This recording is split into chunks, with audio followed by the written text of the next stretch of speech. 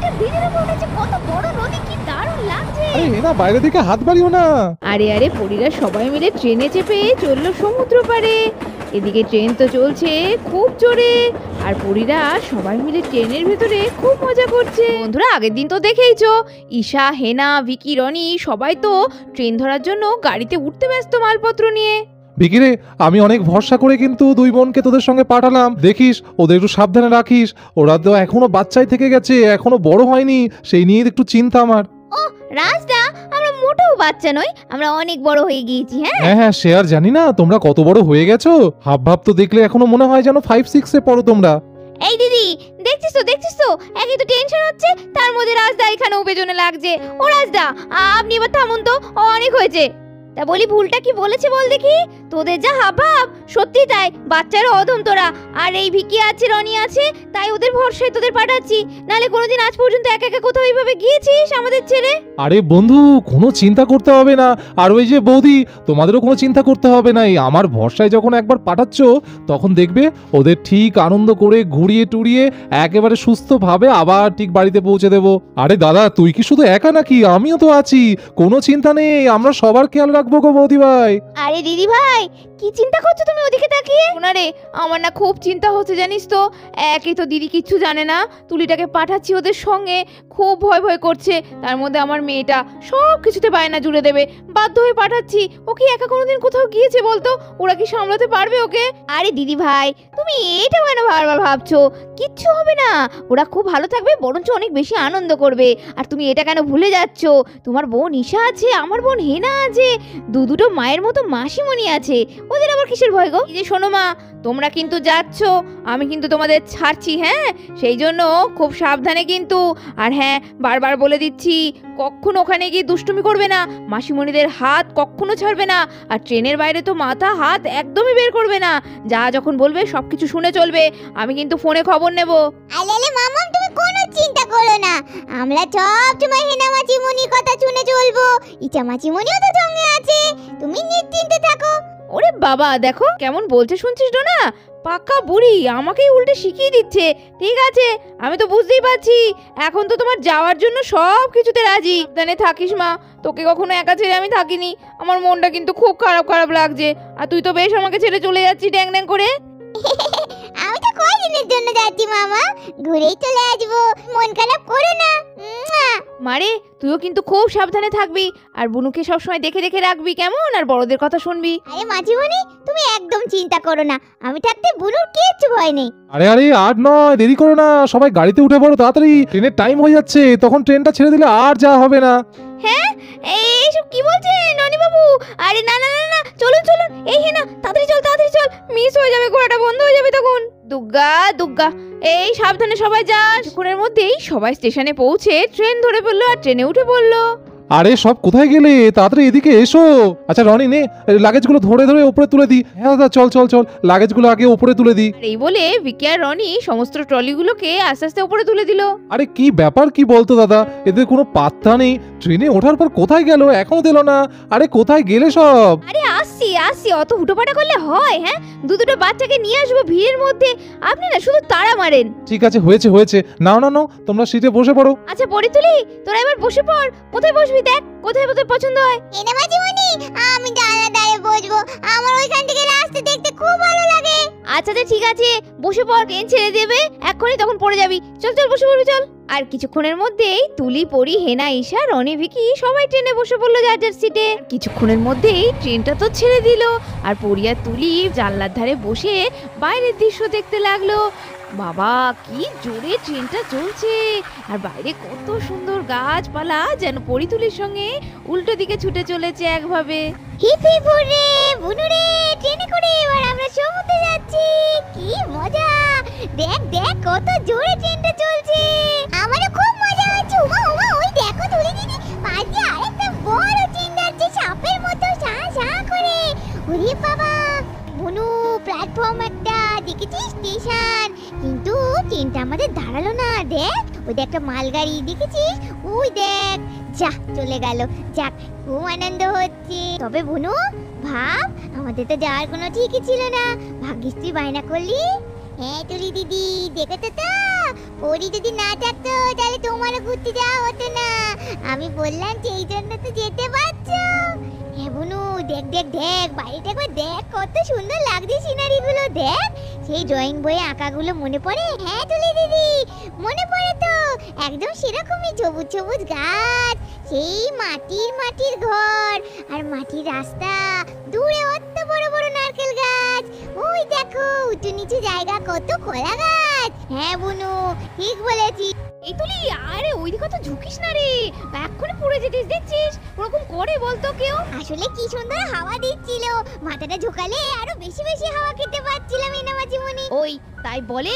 হ্যাঁ তুই জানিস পাশ দিয়ে কত বড় বড় ট্রেন যাচ্ছে, কখনো বাইরের দিকে মাথা বা হাত বার করবে না, এক্ষুনি যদি লেগে যায় বেকায়দা হয়ে যাবে। হ্যাঁ না মাঝিমণি, তুমি একদম ঠিক কথা বলেছো, আমি বাবা একবারও হাত বের করিনি।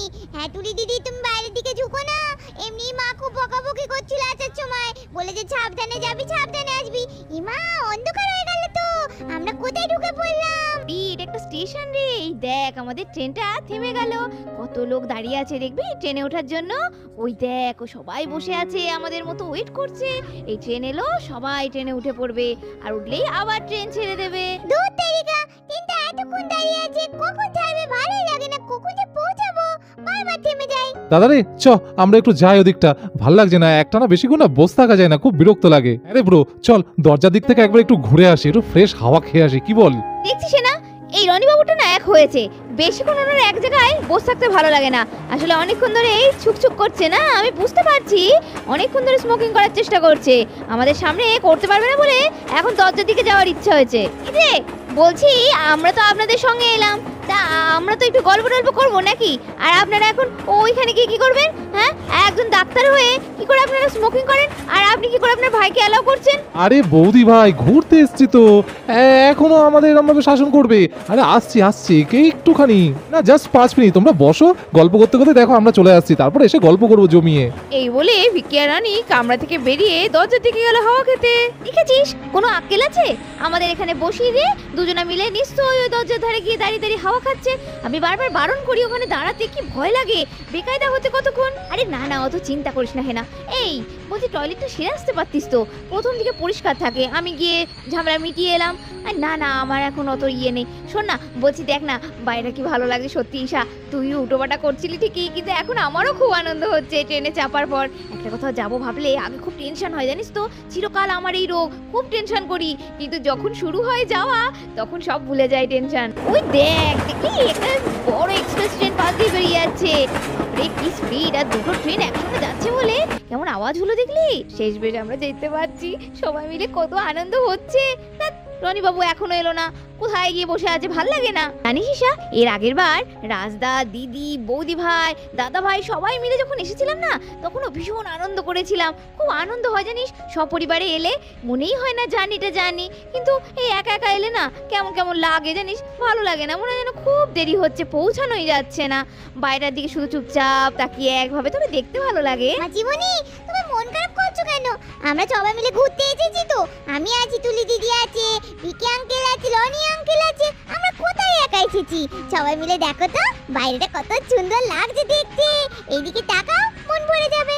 রে বাবা পাকা বুড়ি আমার, দেখেছিস ঈশা কত বড় বড় পাকাদের মতো কথা বলতে শিখেছে মেয়েটা। আরে আরে কার বঞ্জি দেখতে হবে তো, আমাদের তুলিয়া ছোট্টপরি না এলে আমাদের ঘুরতে যাওয়ার মজাটাই তো আসতো না, ওরা এলো বলে মজাটা তো দ্বিগুণ হয়ে গেল।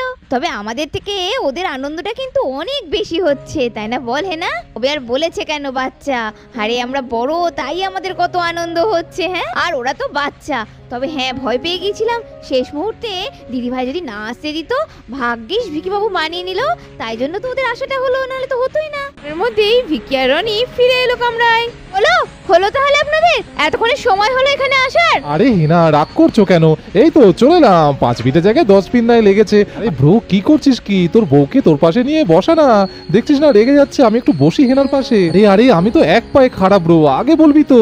আরে ঈশা একটু এদিকে এসো না, তোমার সাথে একটু কথা আছে। হেনা তুই একটু বস, রনি বাবু আমায় ডাকছে, দেখি কি বলবে। হ্যাঁ রে রনি বাবু চলুন, কি বলছেন? বন্ধু বন্ধু আমাদের একটু ওপরে তুলে দেবে গো, ওপর থেকে খুব মজা লাগে দেখতে। ও ও তোমরা উপরে বসে খেলা করবে নাকি? আচ্ছা ঠিক আছে, চলো চলো তোমাদের উপরে তাহলে বসিয়ে দিই। এই বলে ভিকি পরিতুলিকে ওপরে উঠিয়ে দিল।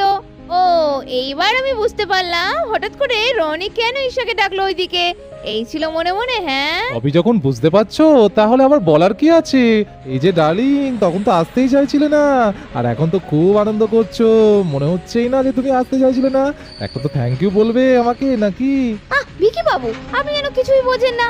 জানেন আমি আপনাকে কত মিস করি। আপনার সঙ্গে একটু সময় কাটাতে পারলে আমার যে কত ভালো লাগে সেটা আপনি বুঝতে পারবেন না, বুঝেছেন? আমার তো যাওয়ার জন্য খুব ইচ্ছা করছিল, কিন্তু হাজার রকম চিন্তা কাজ করে। যতই হোক আমাদের বিয়ে হয়নি, একসঙ্গে বিয়ের আগে ঘুরতে আসছি, বাড়ি থেকে কে কি বলবে এইসবের জন্যই তো টেনশনে ছিলাম। আরে হেনা, অত চিন্তা কিসের? তুমি তো আমার বাগদত্তা, সেটা বাড়ির সবাই জানে। আর সবাই জানে আমি তোমাকে কতটা ভালোবাসি আর কতটা তোমার কেয়ার করি। আর রাজ আমার প্রাণের বন্ধু, সেটুকু বিশ্বাস আমার উপর আছে। আর আমি তোমার কোনো অযত্ন হতে দেব না। ওই দেখুন ভিকি বাবু, দেখেছেন গাছগুলো কেমন আমাদের উল্টো দিকে সাই সাই করে দৌড়াচ্ছে। আরে হেনা, তুমি তো দেখছি এখনো বাচ্চা আছো। গাছ কখনো ছোড়ে নাকি? ট্রেন ছুটছে বলেই তো এরকম মনে হচ্ছে। আরে সে যাই বলুন না কেন, আমার তো বেশ লাগে। কি সুন্দর লাগছে। আরে আরে আরে, এই তো ব্রিজে উঠে বললাম, নিচে জল জল। যদি না একটা কি সুন্দর দেখো বড় নদী। আরে হেনা, বাইরে তো ঝুঁকো না, লেগে যাবে। রনি বাবু, এখানে এসে ভীষণ আনন্দ হচ্ছে, তবে আরো বেশি ভাল লাগবে যখন সমুদ্রটা দেখতে পাবো। সমুদ্র দেখলে হবে? সমুদ্র গিয়ে কিন্তু স্নানও করতে হবে আমাদের সঙ্গে। ও বাবা, সেটা কোনো ব্যাপার নাকি? সে তো আমি এক পায়ে খাড়া। সেসবই ঠিক আছে, কিন্তু বেশি তিরিং বিরিং করবে না কিন্তু। অনেক দায়িত্ব করে কিন্তু বাড়ি থেকে ছেড়েছে, তোমাদের কিন্তু খুব সাবধানে রাখতে হবে আমাদের। তো বন্ধুরা দেখতেই পাচ্ছ, পরি, তুলি, ঈশা, রনি আর ভিকি এনা সবাই মিলে চললো ট্রেনে করে সমুদ্র দেখতে। তো এরকমই দুষ্টু মিষ্টি ভিডিওগুলো দেখার জন্য সাবস্ক্রাইব করে দাও টাইনি ভিলেজ স্টোরি, আর দেখতে থাকো মজার মজার ভিডিও। আজকের মতো এখানে শেষ করছি, টাটা।